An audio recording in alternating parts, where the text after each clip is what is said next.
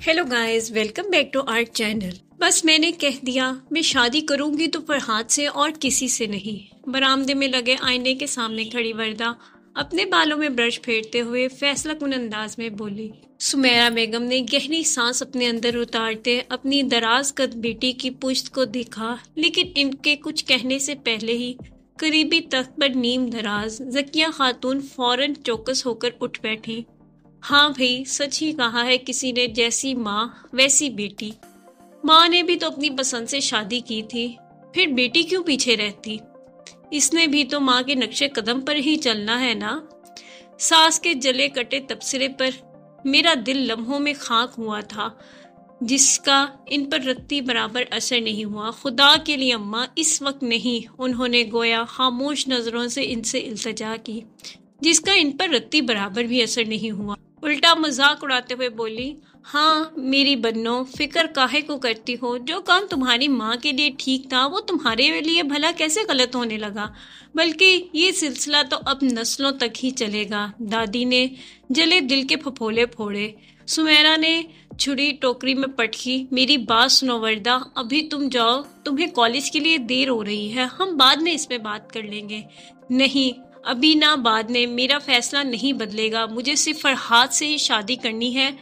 करीबी तपाई पर ब्रश फेंकने के से अंदाज में उछालती वर्दा अपनी बात पर जोर देकर बोली, मैंने तुम्हारी शैला खाला को जुबान दे रखी है हाशिर के लिए, क्या तुम भूल गई? उन्होंने जिद होकर बेटी को घूरा, बिल्कुल वैसे ही जैसे मैंने अपने मुकर्रम के लिए जुलेखा आपा को जुबान दे रखी थी, और बीच में तुम कूद पड़ी। दादी ने फिर जहर उगला।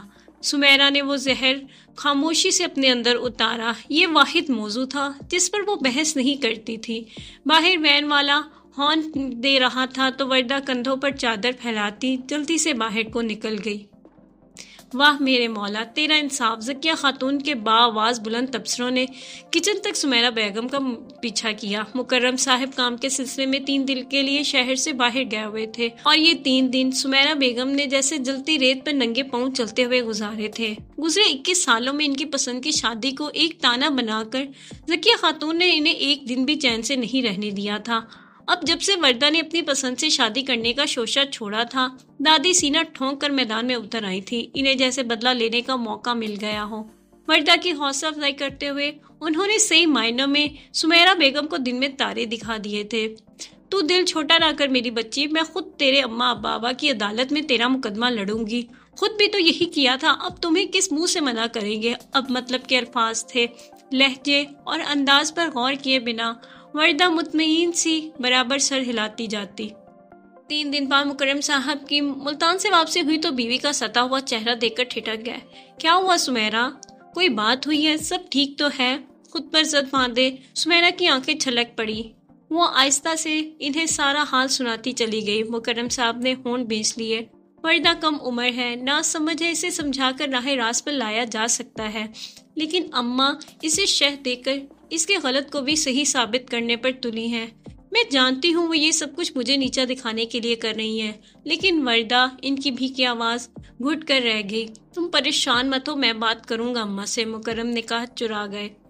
जिस दिन इन्होंने अम्मा की पसंद करदा जुलेखा फुफ्फों की सायरा को रद्द करके अपनी पसंद से सुमेरा से निकाह किया था, इसी दिन से माँ की इस हुक्म अदूली की सजा के तौर पर अपनी जुबान इनके कदमों में गिरवी रख दी थी। सुमेरा बेगम को करीबी मार्केट तक जरूरी सामान लेने जाना था। उन्होंने झूले पर बेजार शक्ल बनाए बैठी वर्दा को भी अपने साथ चलने को कहा तो वो कुछ सोचकर झूला छोड़ती इनके साथ जाने पर तैयार हो गई।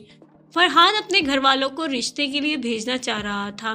वर्दा भी यही चाहती थी कि इसके घर वालों को अब किसी दिन खाने पर बुला लिया जाए।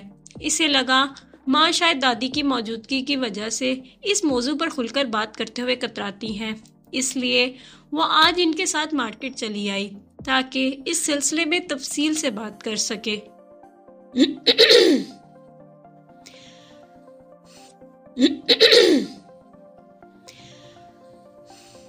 खरीदारी के दौरान वो माँ को फरहाद के रिश्ते के लिए कायल करती रही। वर्दा मेरी जान, हाशिर पढ़ा लिखा बरसरे रोजगार है और सबसे बढ़कर तुम्हारी खाला का बेटा है। जानती हो ना, शैला खाला जान निछावर करती हैं तुम पर। उन्होंने नरमी से इसे एक बार फिर समझाना चाहा। अम्मी, آپ ایک بار مل تو لیں فرحاد سے۔ وردہ کی سوئی ابھی تک فرحاد میں ہی اٹکی ہوئی تھی۔ سمیرہ بیگم نے کاؤنٹر پر بل پے کیا۔ وردہ نے سامان کا تھیلا اٹھا لیا۔ باہر نکلتے ہوئے ابھی انہوں نے آخری سیڑھی پر قدم رکھا ہی تھا کہ زن سے ایک موٹر سائیکل ان کے سامنے آ رکی۔ سمیرہ بیگم بدک کے پیچھے ہٹی، جبکہ موٹر سائیکل سوار کو دیکھ کر وردہ کا چہرہ کھل اٹھا۔ ہائے سویٹی، تم یہاں کیسے؟ امی، یہ فرحاد ہے۔ گلا گریبان، بالوں کا عجیب سا اسٹائل بنائے، وہ جس بے باکی سے وردہ کو دیکھ رہا تھا، سمیرہ بیگم کا جی چاہا کہ زوردار تھپڑ اس لڑکے کے بجائے اپنی بیٹی کو لگائیں۔ بامشکل انہوں نے خود پر ضبط کیا اور مضبوطی سے وردہ کا ہاتھ تھامے پاس سے گزرتے ہوئے رکشے کو روک کر آنن فانن اس پر سوار ہو گئی۔ امی، آپ کو فرحاد کیسا لگا؟ ماں کے تیوروں سے قدرے خائف اس نے پوچھ ہی لیا۔ جیسا وہ دکھ رہا تھا، دادی کو تو بہت پسند آیا۔ میں نے اس کی تصویر انہیں دکھائی تھی۔ سمیرہ بیگم نے دانت پر دانت جما لیے۔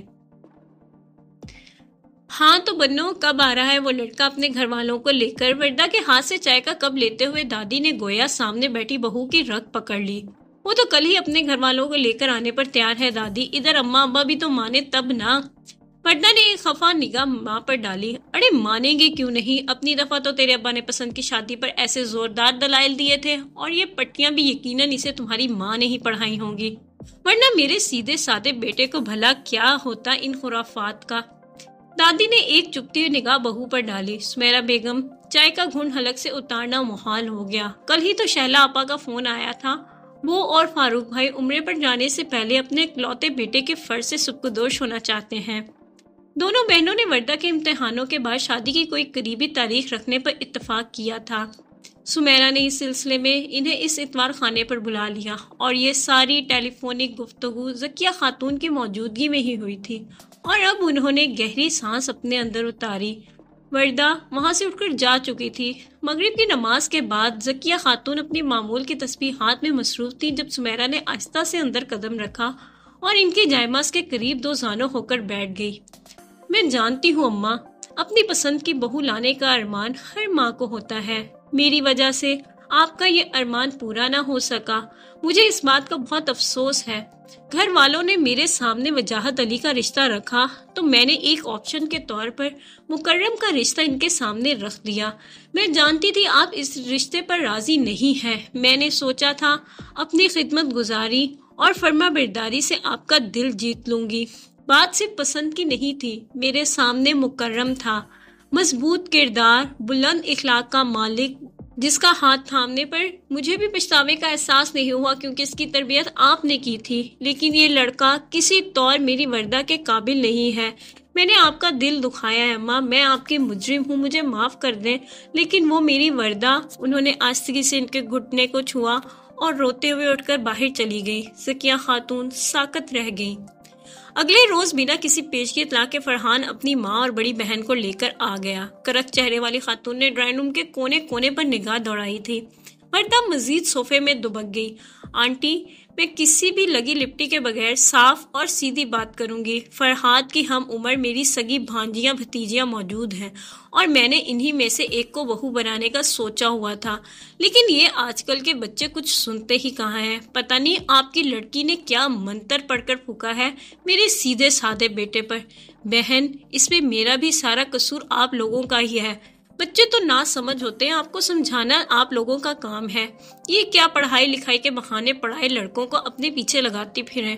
بولنے والی کفن پھاڑ کر بول رہی تھی۔ سمیرہ بیگم نے بولنے کو پر تولتی ساس کی طرف سہمی ہوئی نگاہوں سے دیکھا۔ اڑے اڑے، یہ کیا اول فول بکے جا رہی ہو؟ لگتا ہے تمہیں اور تمہارے لڑکے کو کوئی شدید قسم کی غلط فہمی ہو گئی ہے۔ میری پوتی کا تو اس کے بچپن سے ہی اپنی خالہ کے گھر رشتہ طے ہے، بہت جلد شادی بھی ہونے والی ہے۔ ماشاءاللہ انجینئر ہے ہمارا داماد۔ ذکیہ خاتون فخر سے دبنگ لہجے میں بول رہی تھی۔ مہمان بگلے جھانکنے لگے۔ اور مجھے تو لگتا ہے سمجھے سمجھانے کی ضرورت بچوں سے زیادہ تو تمہیں ہے۔ یہ کیا تمہارا لڑکا ہر دوسری لڑکی کے گھر رشتہ ڈالنے کی ضد کرے گا تو تم اس کے ساتھ چل پڑو گی؟ خاتون یوں اچھل کر کھڑی ہو گئی جیسے صوفے پر اچانک کانٹے اگائے ہوں۔ چلو اب اٹھو اور جاؤ یہاں سے، یا اماں کو اور بھی بے عزت کروانا ہے ابھی۔ آگ بگولا ہو کر بیٹے کا بازو دبوچا۔ وردہ، یہاں میرے پاس آؤ بیٹا۔ ذکیہ خاتون نے سن بیٹھی پوتی کو پکارا تو وہ چونک کر اٹھی۔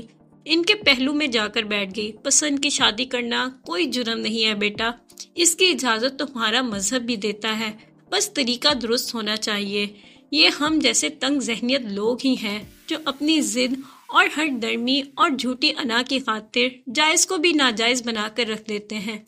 جانتی ہو 21 سال پہلے جب تمہارے باپ نے میری پسند کی ہوئی لڑکی کو رد کر کے اپنی پسند سے لڑکی کی شادی کی خواہش کی تھی تو اسی دن سے میں نے اس کی پسند سے بیر باندھ لیا۔